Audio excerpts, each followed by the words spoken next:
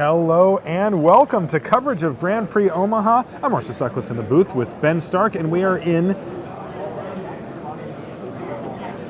the 9th round of Swiss.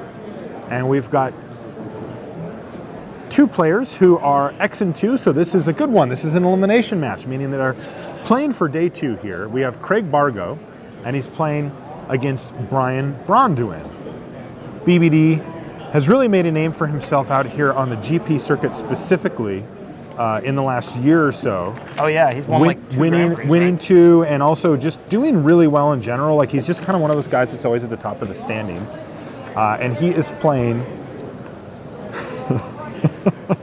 I just grabbed his list here, and I already knew what deck he was playing, but I didn't know what he named it. He named it Cards I Play in Standard Pod. That's a nice name. Yeah, the deck designer is Dr. Siegeman Rhinoceros. I'd like to meet him. Siegeman. Yeah. So that's a nice one. His opponent is Craig Bargo, who we had earlier in the feature match area, who's on sort of the deck of the tournament. It's kind of the it deck right now in Modern. It's Blue-Red Delver. Yeah, and you know, Pod was kind of the it deck in Modern 6 months ago. Yeah. And I think right now this is almost, you could say, the marquee matchup as far as Modern. Abzan Pod versus Blue-Red Delver. Yeah, I think you're right.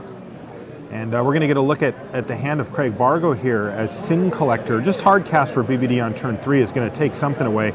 The options are Treasure Cruise, Mana Leak, and Serum Visions. Cruise seems to be the obvious choice here, but we don't really know what BBD has in his hand. And plus, he might want to resolve something through that Mana Leak. Right. I mean, it really comes down to his hand, because if he's going to start doing big things, he might not be scared of Cruise. Right. Craig can't Cruise this turn.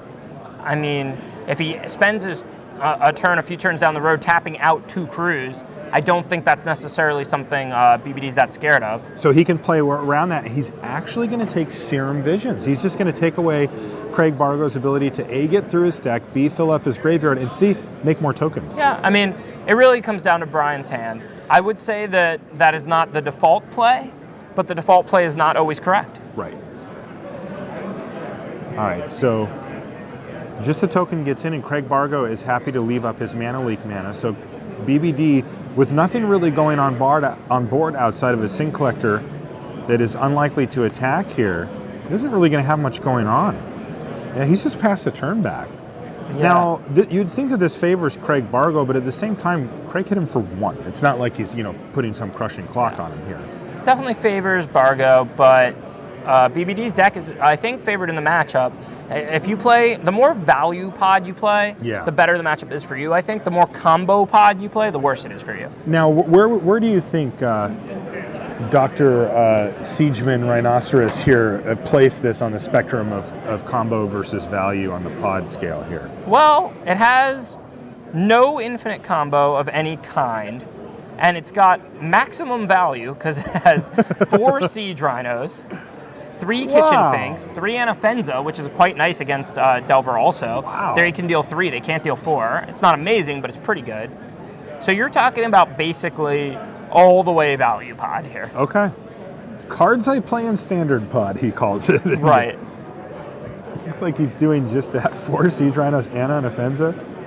3 Anafenza. It's not like he's playing 1. Yeah. He's got 3 Anafenza, 3 Kitchen Fink, 4 Siege Rhino, Linvala, Restoration Angel. I mean, this is value pod. There's no going infinite, gaining infinite life. There's no Malira, none of that. Crazy. So BBD, upon last turn, this is when Craig flashed back his Gitaxian probe. He saw land, Wall of Roots. And BBD top decked a nice one here with Linvala. A nice big 3/4 flyer there to help bolster the defense. And it's pretty, like you said, that 4 toughness is pretty magical against Craig's deck here. Yeah, the only thing I don't really get is why BBD did not cast the Wall of Roots the previous turn. It would have saved him a point or 2 of damage. Oh yeah, that is strange. It wouldn't have done much. I mean, but you're not really bluffing anything. I don't know. That is weird. I think he just drew the Linvala, but I'm pretty sure he had the Wall of Roots. I mean, he didn't just draw both of those. No, and he showed his hand before, and it was wall, land, so. I mean, there's probably a reason. Even if the play is not correct, there's probably a reason. I don't think, I don't know. I don't know what he was trying to represent.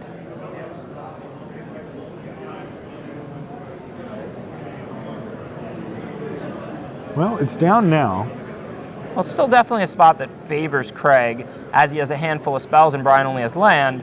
But, you know, if Brian can get stuff going, if he can draw like a pod or even like a Siege Rhino, he's got some pretty good, well, one pretty good creature out, and a Siege Rhino would be a second.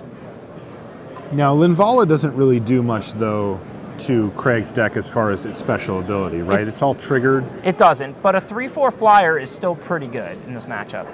Tough to kill, great blocker. Yeah. Can't really be burnt out because the burn does up to 3 lightning bolt. Wow, and there's pod. Oh, hello, friend. And that's exactly what Brian needed to draw. So that's going to get mana leaked, and then paid for here, which will prevent Brian from using the pod this turn, and it'll cost him a counter on his Wall of Roots.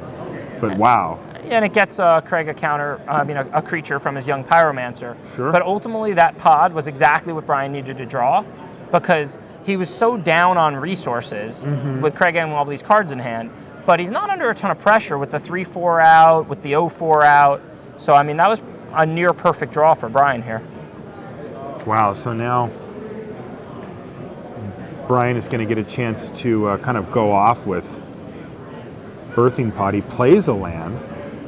And, you know, I'm not exactly sure what he's going to pod for. He's got some options. He might cash that Wall of Roots in for a Kitchen Finks. That seems like a nice start. He could get an Orzhov Pontiff off the Wall of Roots, wiping Craig's team. His literal entire board? Yeah, so he'll probably do that. Just Pontiff it up here. How could you not? I don't think you can resist the old 6-for-1 there. I mean, he doesn't really need to, but I don't think there's going to be a better play than that. Right. There it is. Wow. Orzhov Pontiff.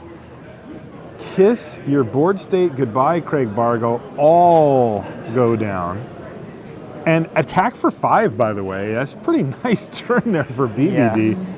Jeez. Yeah, that Birthing Pod was pretty much the perfect draw. I mean... God, that's insane. The one Pontiff or the Birthing Pod was going to be the strongest thing that BBD could do this turn. Now the Pontiff and the Sin Collector both eventually become Siege Rhinos, and just Craig Bargo just doesn't get to interact anymore? Yeah. I mean, I'm not really sure what Craig can do to get back in this game. I mean, he even has Treasure Cruise, but he can't kill all of BBD's creatures. So BBD's going to get to pod next turn. And I mean, if he goes and gets a 5, he's got Obsidet. If he goes and gets a 4, he's got one Obsidet, yeah. The 5-mana Siege Rhino? Yeah, and if he gets this, sack one of those 3s to get a 4, he's got Siege Rhino. So, I mean, or Restoration Angel. I mean, this is really kind of a nightmare for Craig now. This game just completely swung on that Birthing Pod. Yeah, and it's crazy, too, because, we're used to seeing this blue-red Delver now, but, I mean, look at Craig. He's got 6 cards in his hand. He's got 2 Treasure Cruises, and he's got only 3 mana, and he had that huge board state. This deck just operates on such a hyper-efficient level, but now it's just going to end up being too slow. Like, he just can't do enough here, right? He's going to cast 2 to 3 spells this turn, and it's just like, I think BBD just sort of gets to go shrug. I think BBD's already thinking about game 2. Yeah. Wow, what a great draw for Brian. Craig Bargo, I'm sure, disagrees strongly with me on that point. Well, he found some things, but I don't know if it's anything he really wanted. If he goes for if he plays the Gitaxian Probe and pays life for it, he's just dead. He just gets whacked in the air with Linvala, and then one of those 3s becomes a Siege Rhino and just kills him. I don't know if does he have an out here? Is it just a land he's looking for? He finds Treasure Cruise. I think that's going to do it. Yeah, we've seen enough here.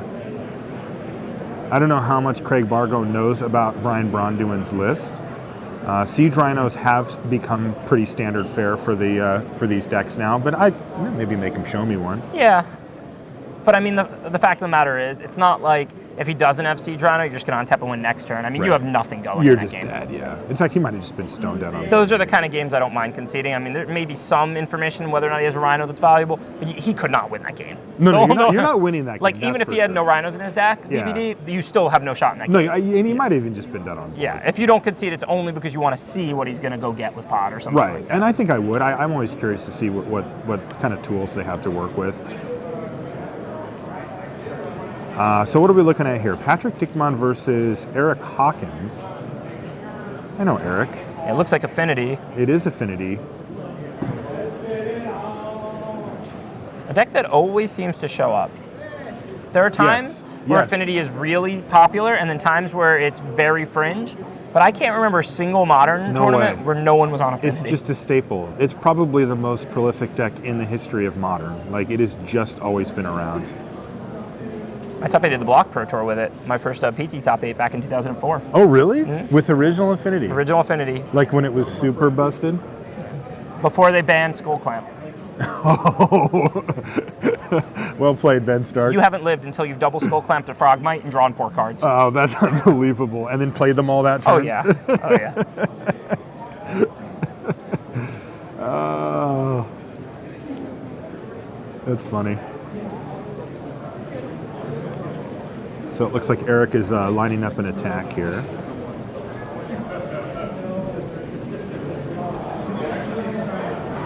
So an interesting game, because we just tuned in, so we don't really know their hands yet or anything, but Patrick clearly doesn't have Splinter Twin, because he could have just won the game.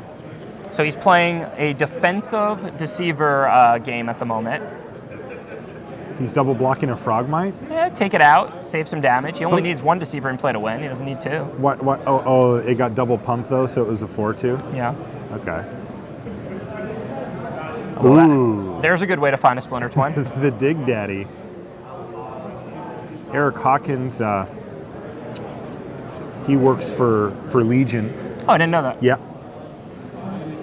Minnesota player.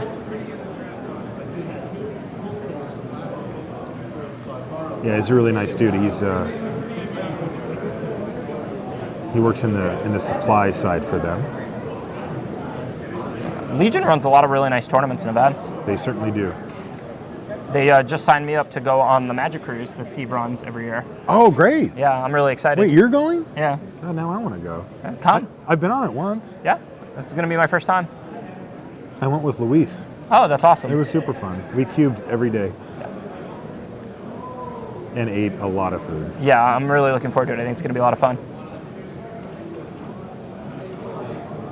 And there it is, and Eric Hawkins has to just scoop him up. So Patrick Dickmann does exactly what he does best in Modern, win, and win a lot. And it looks like these guys have got a little chatty, even though we know there's a lot on the line here. This is 6-2 for both players. I mean, BBD's a Magic pro. I don't know where Craig Bargo's at on his Magic career development here, but I know that for BBD, not making a day 2 at a GP is way below his expectations.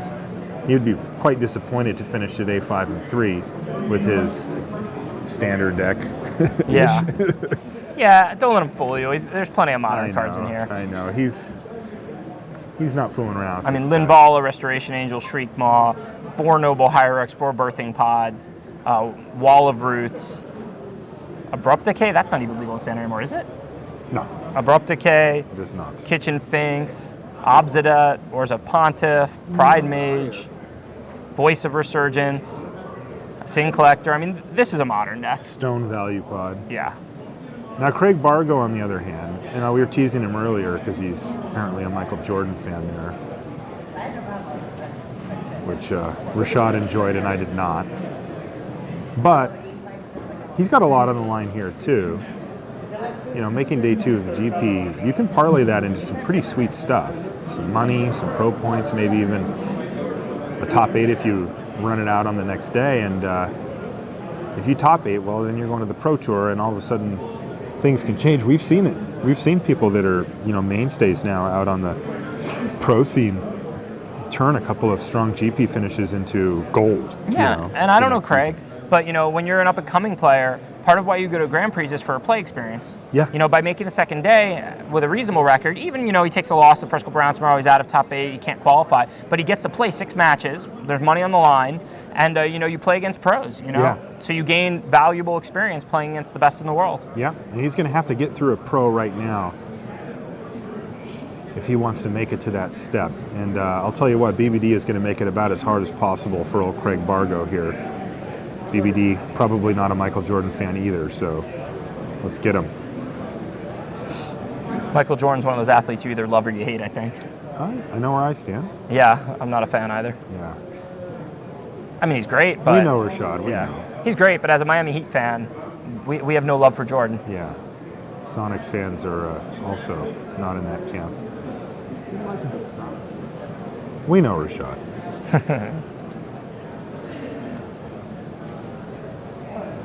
I mean, he is the greatest player of all time.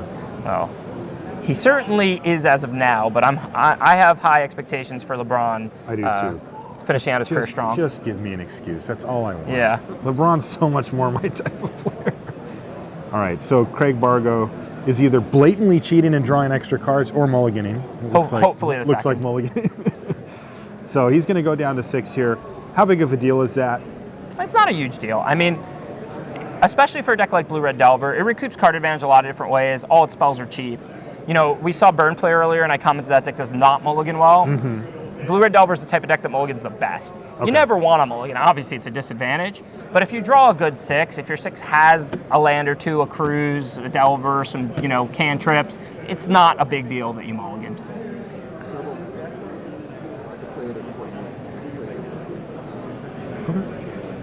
The biggest deal about mulligan, even with decks that mulligan well, is that you always run the risk of drawing, you know, an unplayable 6. You know, maybe his hand has 0 lands in it, or maybe his hand has 4 lands in it, and, you know, it's...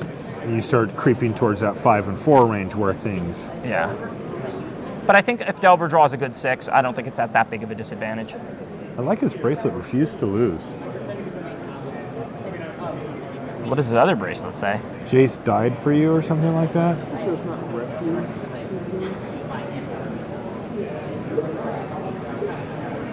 Okay, so let's see what a 6 does look like. Looks like not very good. I think he has a 0 lander there. Yeah, and that's the problem. Back they go.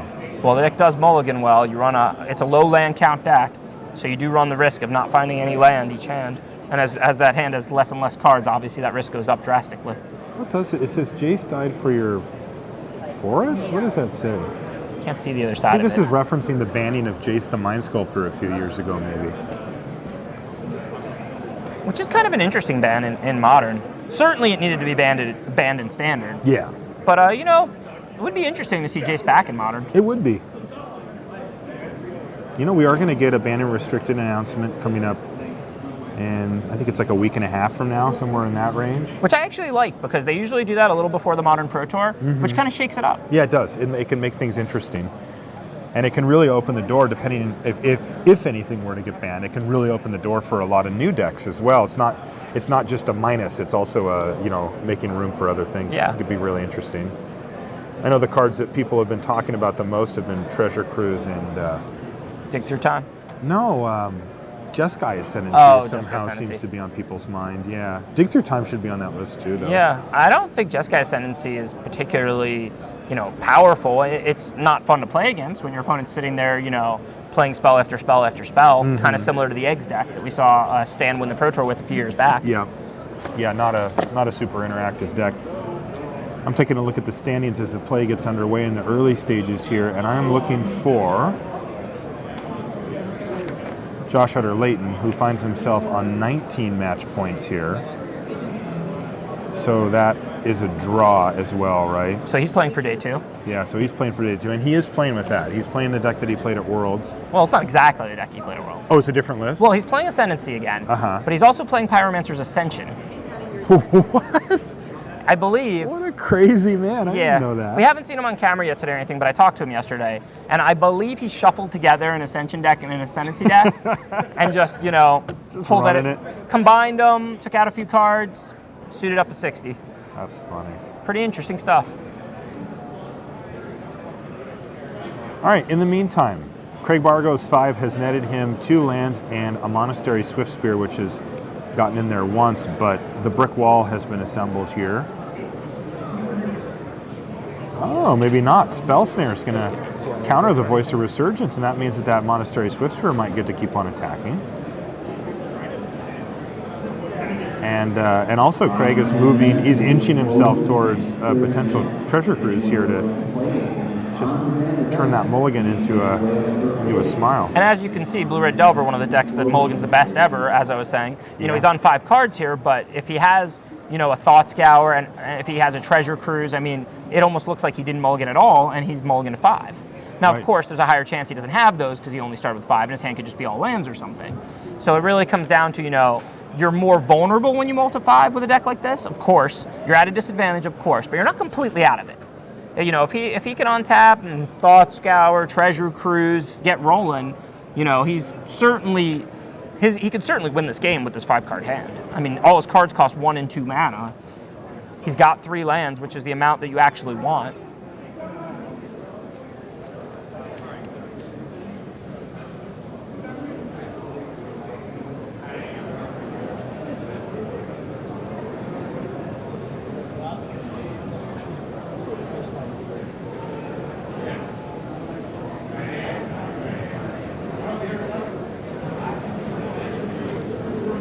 Swamp, forest. Okay, so what is he going to come up with oh, here? it's probably either a Kitchen Finks. I mean, it could be a Pontiff if he drew it. I mean, he could do anything. He's not that low. He could play out a Birthing Pod or something. So Pontiff just to kill the young Pyromancer, but he's got to feel some relief there. Pyromancer is just one of the best things that Craig Bargo can do. Yeah, no big deal for either player, really. Right. I think Craig, you know, with this multi-5, only has a card or 2 in hand, and I don't think he really has anything. So, I mean, he really needs to find something here. If he can find a Thought Scour or Treasure Cruise, you know, try and get some things going. I mean, if he can draw a Thought Scour and then a Snapcaster, or if he can just draw just a Treasure Cruise.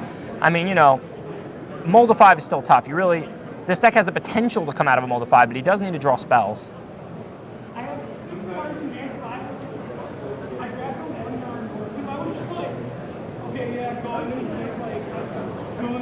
There's a guy by the stage telling the world's loudest bad beat story. I can hear it from all the way over here. All right, well, Staticaster? Staticaster, that's a spell. Hello, friend. How good is that against BBD? Kills birds? Well, it kills a lot of creatures. He's got birds, hierarchs, the pontiffs in collector, Kitchen Finks after they've been sacrificed. Okay, that's pretty good. Also, sometimes you draw the second Staticaster. Yeah, that's where things can just start get mowed down. Yeah, it just adds a few more creatures, and it can take out Voice of Resurgence, Kitchen Finks. I wouldn't say it's as amazing against Pod as it is against Delver, but I can see it being worth bringing in. Uh-oh. Here comes the doctor. Siege Rhinos arrived. Now this is just straight up bigger than anything that Craig Bargo can do on his side. Yeah. So this is where things start to get interesting because Craig just doesn't really have a great answer to a Siege Rhino. He has to go around it. And with an island and a mountain in hand, he's not going to be able to do that. No. Craig definitely had the potential to get things going this game if he drew Thought Scour into Cruise, something like that. But, you know, with 5 land and with no Cruise, that multi-5 is really starting to show its effects. Yeah, it really is. Let's see what he drew there. Looks like a second Staticaster. Is it a second Staticaster? It's not real effective against Siege Rhino. No. No, is it a Fork Bolt? Don't think it's a Forked Bolt. Oh no! Restoration Angel, my Siege Rhino? It is a Forked Bolt, you were right, but he just says, we're done. Ooh, and then draws a Treasure Cruise. Was he dead? Yeah, I mean, he wasn't facing lethal, but I don't even think that Cruise is going to help. I mean, okay. The 3 damage from the Rhino puts him to 14. The Swift Spirit dies. Then he gets untapped and attacked for 7, down to 7. So, I mean, I don't think he was going to cruise his way out of that 3/4 flyer and 4/5 trample. Yeah, he wasn't beating that. All right, we've got the turbo match. We're just going to jam it right in here. I want to see what we have here. We've got Jeremy Vogt versus Scott Lipp. Now, I want to tell you about Scott Lipp here. This is insane. He's 9-0 with no, or 8-0 with no buys. Okay. And he's running Chalice of the Void, Summoning Trap, Emrakul, and Through the Breach. So he's just going big. Oh, wow. Does he have Scape Shift in there, too? He does, 2 of them. Wow. Anger of the Gods, Courser of Krufix, Farseek, Obstinate Baloth. This deck is insane. Yeah. So yeah, he's running Valakut and essentially Through the Breach for Emrakul. And Jeremy Voigt, our King of the Hill, playing the Burn deck. Uh-oh, this doesn't seem good. Oh, Obstinate Baloth, not too bad, and that is main deck. This is game 1 for Scott Lipp. How do you feel you're playing Burn and your opponent has Obstinate Baloth? Not as a sideboard card for you, but in the main deck. I feel terrible. I got a lot of respect for Obstinate Baloth. It's the kind of card that's unassuming. Oh, you know what else that I have respect for? Right, Emrakul, the Aeon's Torn. And we're just going to call it a game. Wow. I can see how he's 9-0 or 8-0. No kidding. Just has it all every time. That's incredible. Wow. This could be quick. I think this will be quick either way. Sure, yeah. You're not playing long games, burn versus combo. No. Especially combo that just says, I won. Wow. So Through the Breach lets you put in a creature for a turn, it gets haste, attack with it. Yeah. Then it goes away. Yeah. And I don't think he gets the extra turn because he didn't cast it. That's correct. But he does get the annihilation effect when it attacks of his opponent having to sack 5 permanents. 6 permanents. Yep. And as his opponent only had 4 permanents out, that was about the game. That was all of them. And also his opponent took 19 on that attack. Only 19. Yeah, only 19 with no blockers. Yeah. Different one the match and then more different one. So this is where the first is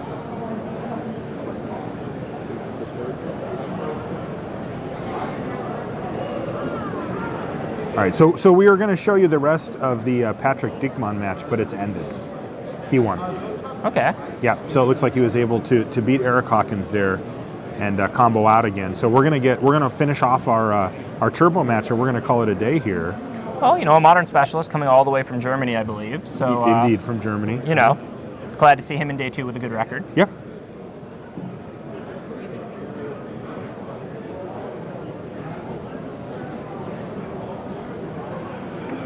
Yeah, a lot of good names near the top of the tables here for sure. Oh yeah. You read through that standings and you're looking at, just from the top down, Josh McClain, Pascal Maynard, Valentin Mackel, Matt Sperling, Matthias Hunt, Owen Turtenwald, all these guys on 1 loss or less going into this round. Eugene Wang we saw play earlier, GP Orlando champion, Seth Manfield, Patrick Dickman. Ooh, look what we have here from Scott. This is main deck. Oh no, that's Engineer Explosive, right? Yeah. Is he just going to have to crack it to kill that guy? Yeah, I mean, it just depends on what his options are. Cancel. Looks like Jeremy, the burn player here, stuck on 1 land. So if wow, if Scott's doing his combo again, then are we about to go through the breach here? There's Through the Breach. Is it Emrakul? Well, it's not Obstinate Balth. I think he would just cast that. Yeah, you're right. I don't think he has anything else in his deck. Well, he played it. What's? Oh, Primeval. It's Primeval Titan. So he's going to go get 2 copies and then make it 4 copies, and then 4. And he's got he actually has 2 active Valakutes now. So every mountain he plays is just going to do 6. And there's a mountain. And there's a mountain, and that's game. Wow, what a crazy deck. Yeah. I don't think I've ever played against that deck before. No, and as someone who's played a lot of Scapeshift and quite a bit of Primeval Titan,